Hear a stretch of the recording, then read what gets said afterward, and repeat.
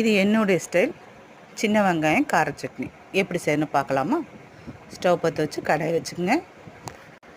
கடாய் சுடோன்னே 4 காஞ்ச மிளகா, உங்கள் காரத்துக்கு ஏற்ற மாதிரி காஞ்ச மிளகா போட்டுக்குங்க. நான் 4 போட்டிருக்கேன். நல்லா வறுத்து எடுத்துட்டு 50 கிராம் கொஞ்சம் கம்மியாக உளுந்தம்பருப்பு, அதையும் நல்லா பொன்னிறமாக வறுத்துக்குங்க.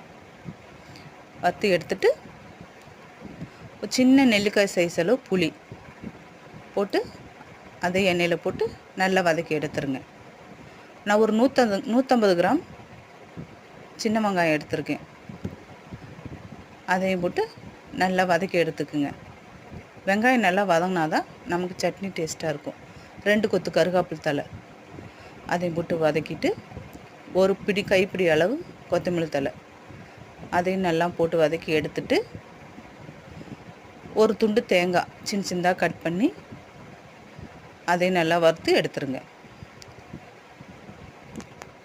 இதெல்லாம் ஆற வச்சு ஒரு மிக்ஸி ஜாரில் போட்டு உப்பு போட்டு நல்லா அரைச்சிட்டா என்னுடைய ஸ்டைல் கார சட்னி.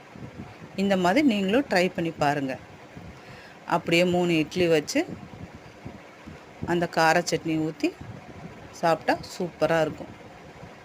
இட்லி, தோசை எல்லாத்துக்கும் இந்த சட்னி டேஸ்ட்டாக இருக்கும். இந்த மாதிரி நீங்களும் ட்ரை பண்ணி பாருங்கள்.